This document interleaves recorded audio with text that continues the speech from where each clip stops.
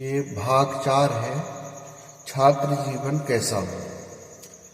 आगे हम समझेंगे आध्यात्मिक ज्ञान से कैसे जुड़े। छात्र जो है आध्यात्मिक ज्ञान से कैसे जुड़े। यदि छात्र का ध्यान केंद्रित करना हो और उसका मन एकाग्र करना हो तो छात्र को छोटा या बड़ा से मतलब नहीं है। छात्र छोटा है तो भी उसको आध्यात्मिक ज्ञान से जोड़ना। अब आध्यात्मिक ज्ञान से कैसे जोड़ना, या उसको आरती करने, भगवान जिसको मानता है बच्चा, जिसको मानता है उसके सामने वो कितने समय तक बैठ सकता है, इसका ध्यान करना।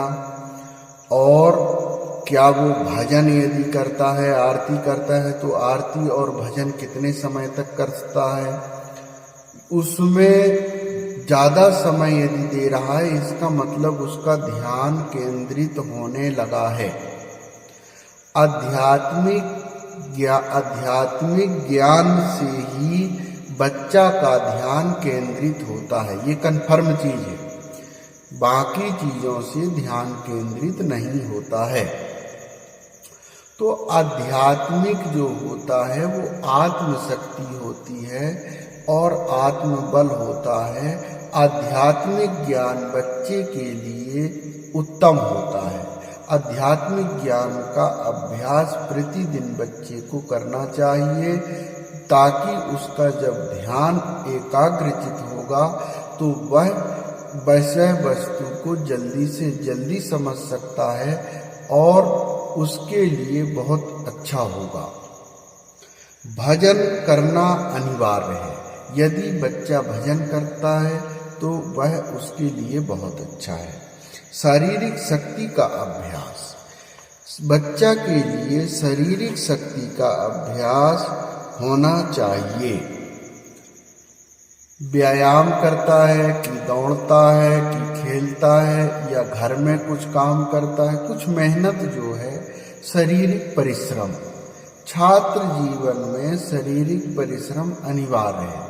पहले के प्राचीन काल की शिक्षा जो होती थी दोस्तों, उसमें बच्चा जब 5 साल या 8 साल का होता था तो उसका मुंडन कार्यक्रम करके उसको जो है जंगल में जो ऋषि मुनि रहते थे, जहाँ परिवार नहीं रहते थे, ऋषि रहते थे और ऋषियों के साथ में उनको शिक्षा प्राप्त करनी होती थी।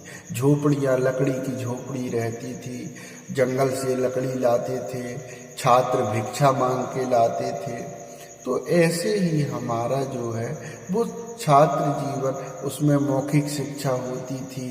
पहले की जो शिक्षा है, एक पेड़ के नीचे ऋषि बैठ जाते थे और छात्रों को सामने पेड़ के नीचे चबूतरा बना लेते थे, उसके नीचे सभी छात्रों को बैठाते थे और मौखिक शिक्षा दी जाती थी। मौखिक शास्त्रों का ज्ञान कराया जाता था, मौखिक शास्त्र याद करते थे और याद करते थे, विद्वान होते थे और मौखिक रूप से उनको उपाधि दी जाती थी।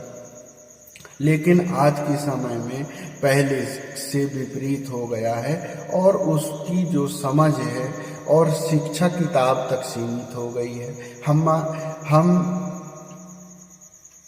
अंक सूची जो होती है या जो कागज मिल जाता है उससे हम ये समझ लेते हैं कि हम इस डिवीजन से पास हो गए। छात्र को मानसिक दबाव ना दिया जाए। छात्र का जीवन स्वतंत्र जीवन होना चाहिए। अब पहले जो है स्वतंत्र जीवन होते थे तो हम परिश्रम की बात कर रहे थे। यदि छात्र बचपन से परिश्रम करने का आदी होता है, मेहनत करने की उसकी आदत हो जाती है, तो वो आगे चल के अच्छी शिक्षा तो प्राप्त करेगा ही, अच्छा जीवन होगा ही, लेकिन वह अपने जीवन में कभी ये नहीं होगा कि मैं ये नहीं कर सकता। उसके लाइफ में कभी ये बात नहीं आएगी कि मैं ये कार्य करके अपना जीवन को नहीं चला सकता। वो हर कार्य कर सकता है।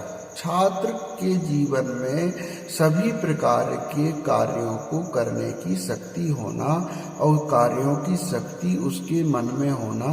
उसके मन में ये नहीं होना चाहिए कि मेरी यदि मैं कुछ भी करके और मैं अपना जीवन चला सकता हूँ।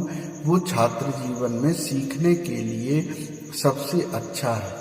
ये हमारा व्यक्तिगत अनुभव है जो मैं आपसे शेयर कर रहा हूँ। हम पढ़ते थे और मेहनत भी करते थे और श्रमदान भी करते थे।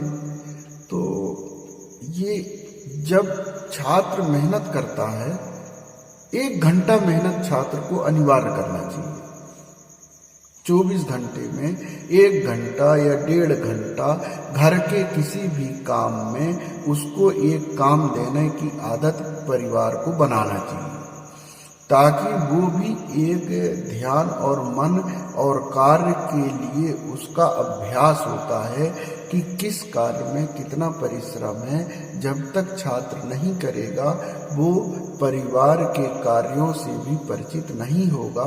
इसलिए बच्चों को ही धीरे धीरे उनको प्रतिदिन काम करने की आदत बढ़ाना, और जब वह उसको आभास होगा कि किस कार्य में कितना मेहनत होता है, कितना मेहनत लगता है, हमारे पिताजी माताजी कैसे काम करते हैं, कितना मेहनत करते हैं, तब पैसा आता है और पैसे की वैल्यू क्या है, पैसे किस तरह से आता है।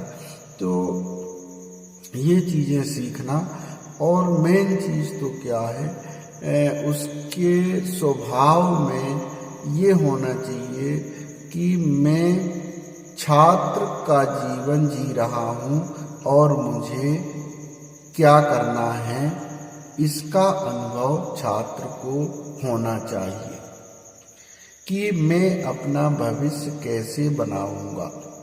तो जब हर चीज़ें अच्छी होगी तो उसका जीवन अच्छा होगा ही, और जब अच्छे रास्ते में जाएगा तो उसके कार्य अच्छे ही होंगे।